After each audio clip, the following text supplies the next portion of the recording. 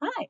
In this section, you're going to see all sorts of information about my teaching effectiveness. It's a pretty dense tab or chapter in my application. There is information here about the Macaulay Excellence in Teaching Award.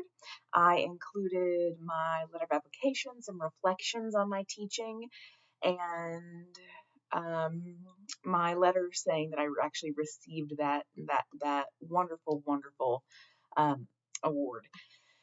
What I would love to point you towards is the New Works Initiative and the massive success of the Adavina is Never Wrong. That's going to be, if you're curious what I've really been working on the last year and a half, 2 years, it's been this. And so when I'm talking about the Adavina is Never Wrong, you've probably heard about it in some of the other videos that I've posted. It went to the Kennedy Center. We won tons of awards. It was a wonderful experience. And this section just kind of walks you through some production photos and also just tells you a little bit about how it developed. It's even neat too, because if you start all the way at the top, you can see production photos, but you can see how it really grew. It became this very intense project that we all worked on. So right here, we're looking at one of the production photos. Those paper flowers were made by dozens and dozens of CSM students. It was a really collaborative effort, as were many aspects of this production. So please take some time to take a tour of the Adavina is Wrong. If you were able to come see the production, that's awesome. Thank you so much for your support. If not, this is a great time to kind of catch up.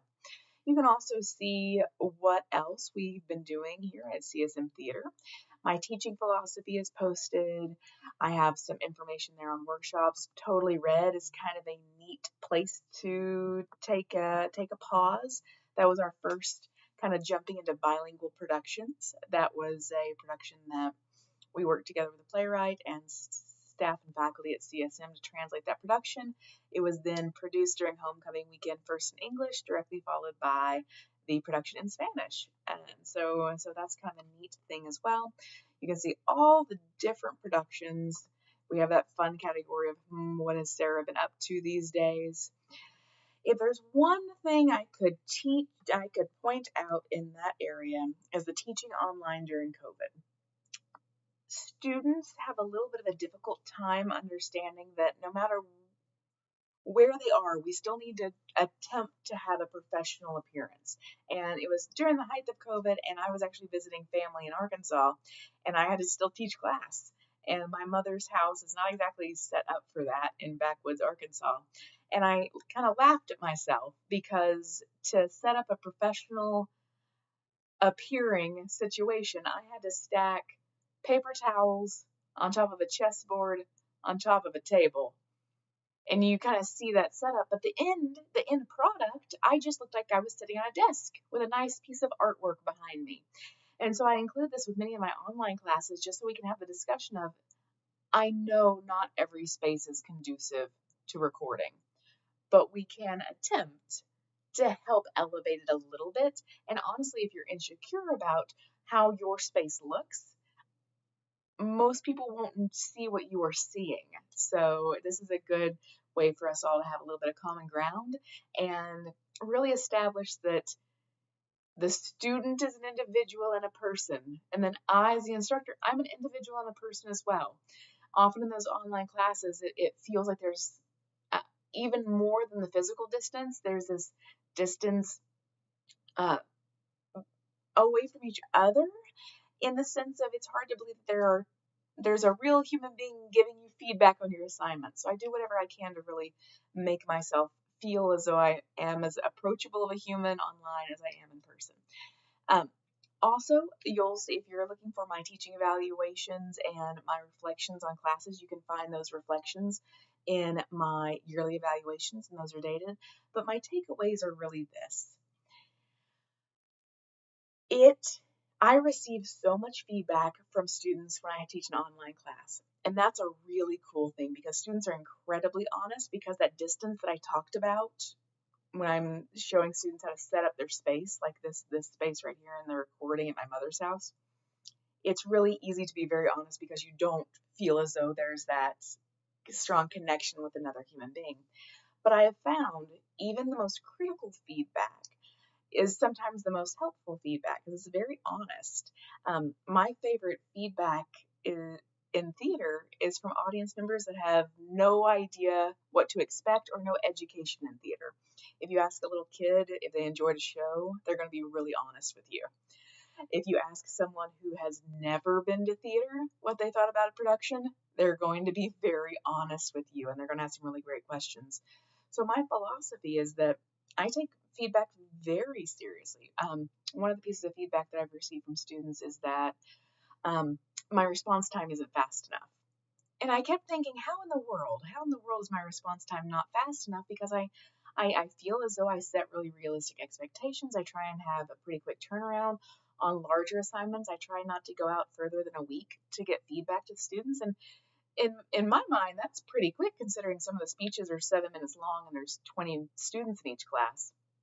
But then I thought, in their world, it does feel like a very long time because they don't see their other classmates sitting next to them, their names in the grade book.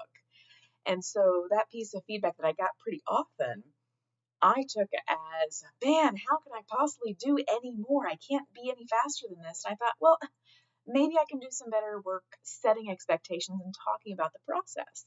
So that's continued to improve over the years. Also, I've learned that setting norms in classrooms is incredibly helpful. Really often, my feedback would be something along the lines of, it's a 90-minute class and we need a break, or it's just really hard to focus for 1 hour straight taking notes or watching somebody else give speeches. And once I started establishing norms in the classroom, that feedback started to improve. So now in my classes, during the first week, when we're meeting each other face to face, we take the time to talk about my expectations from them, but their expectations from me. And that's how we establish, hey, if we're having a longer class, it's good to communicate when we need a break as a whole. It's good to communicate when we don't remember what happened the week before.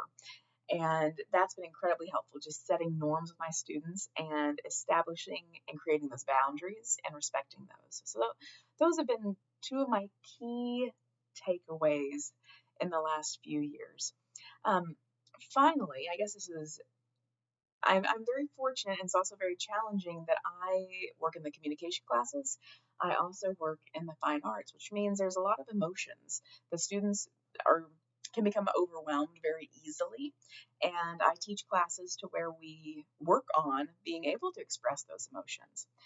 And so over the years, feedback that I've received from students is that, the courses can seem very personal or overwhelming. And so I've really been working on ways to make sure that feedback I give students is uplifting. Even if they're turning in work that is below the quality that they need to be successful in the course, it doesn't mean that I can't frame it in a way that they can leave feeling elevated and supported. It's my belief that I'm teaching a subject matter, but I'm also giving students the tools to regulate their emotions, be able to manage their day-to-day lives in the classroom, and then take those skills outside of the classroom as well.